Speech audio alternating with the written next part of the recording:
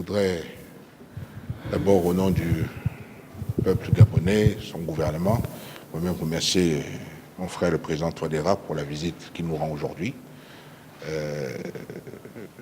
En tant que président en exercice de la CEAC, j'ai des contacts fréquents, réguliers, avec tous les chefs d'État de la sous-région, que j'ai pratiquement tous rencontrés pour discuter de sujets importants qui sont d'abord axés principalement sur les questions de développement.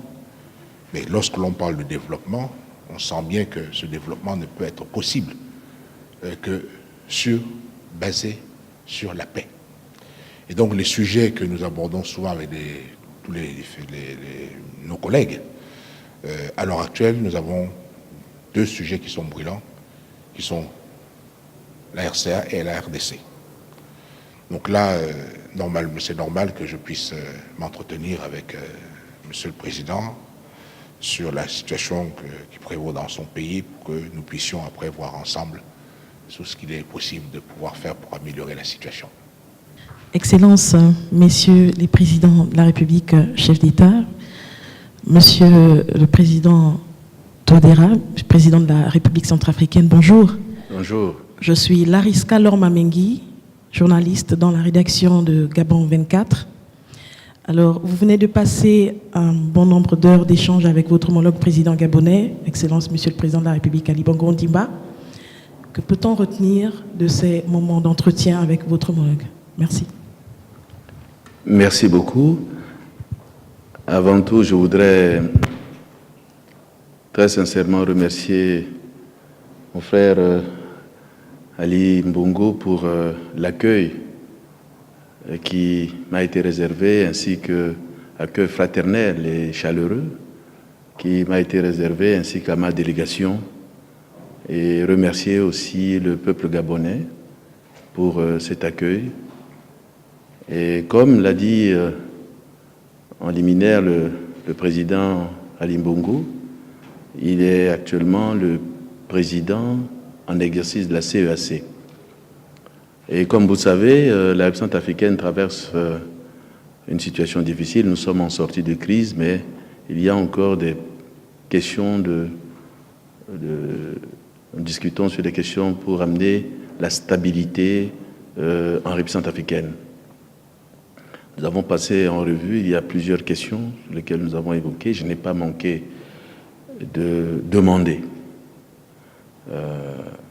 Surtout sur, vous savez que nous avons la MINUSCA qui assure aujourd'hui la protection de la population en République centrafricaine. Et il y a un contingent, le contingent gabonais. Et tout récemment, je pense que le gouvernement gabonais avait demandé le retrait de ce contingent. Ce contingent est très actif, très engagé en République centrafricaine et nous appuie dans notre quête de stabilité. Et nous pensons, ce n'est pas la première fois que le peuple gabonais, à travers des contingents, à travers les forces gabonaises, qui nous appuient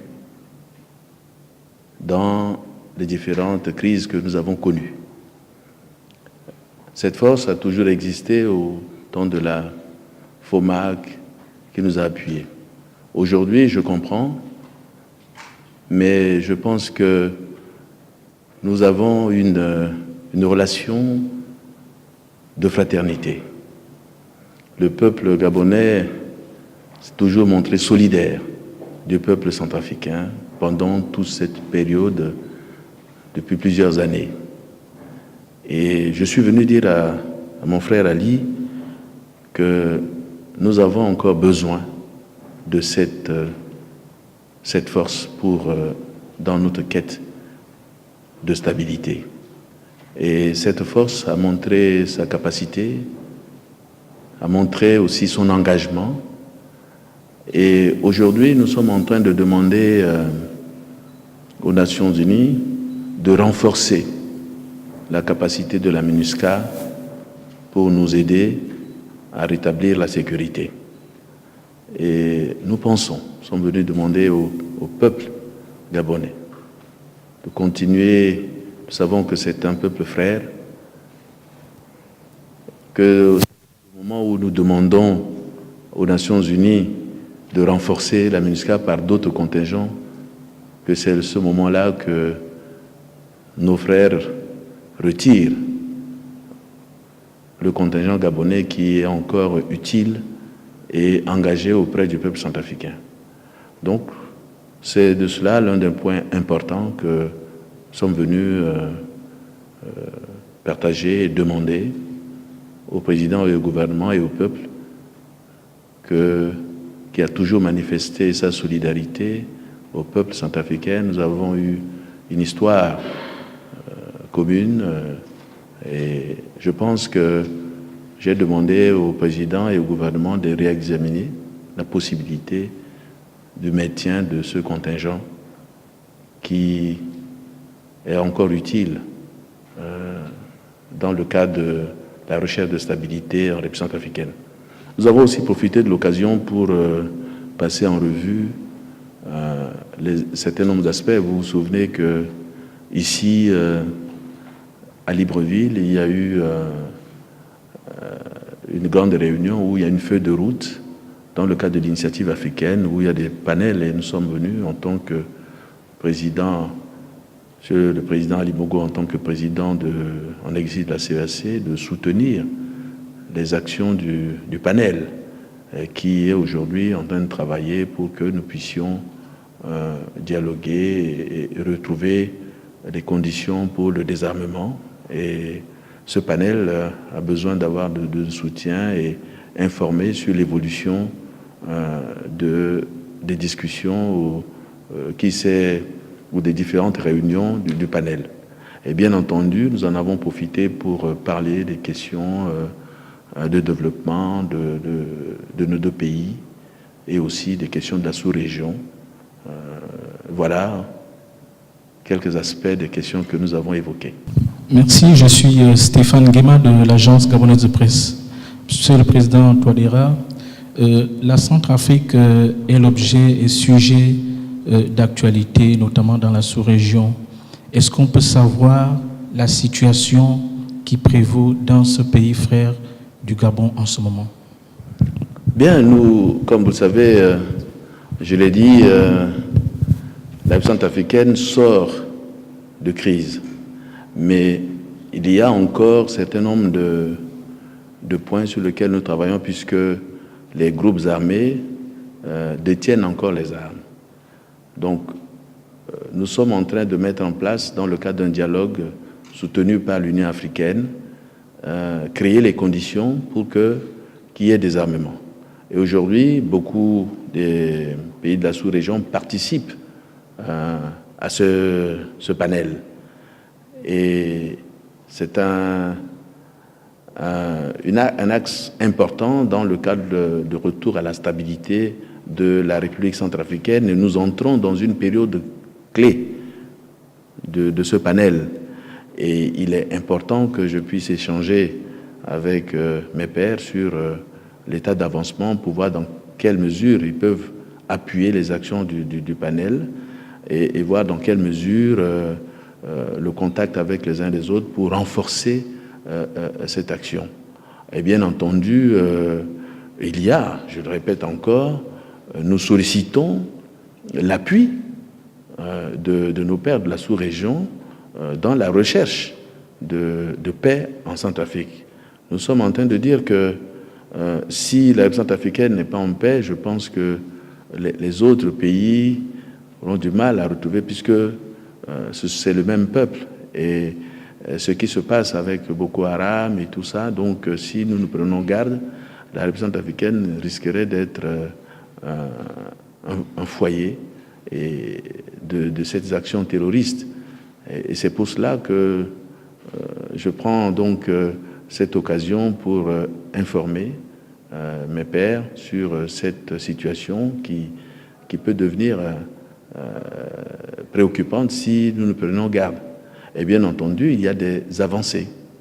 Il y a des avancées sur lesquelles nous travaillons, donc de l'informer qu'il y a des avancées, mais la situation est encore critique, qui a besoin d'être soutenue, et surtout dans le cadre de ce dialogue sur l'initiative africaine et bien d'autres aspects que nous avons évoqués dans les détails avec le président Ali Bongo. Je suis Éloi Belongo, de la presse présidentielle.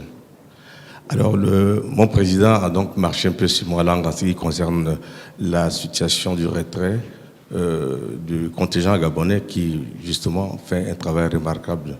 Aujourd'hui, le peuple centrafricain a le regard tourné vers son frère, le peuple gabonais. Les relations qui existent et qui ont été évoquées justement ici rentrent en ligne de considération de toutes ces questions qui, aujourd'hui, a permis au président d'être ici. Nous attendons toujours la réponse de la part de Monsieur le Président. Voilà la première préoccupation qui est la nôtre. Nous sommes des frères.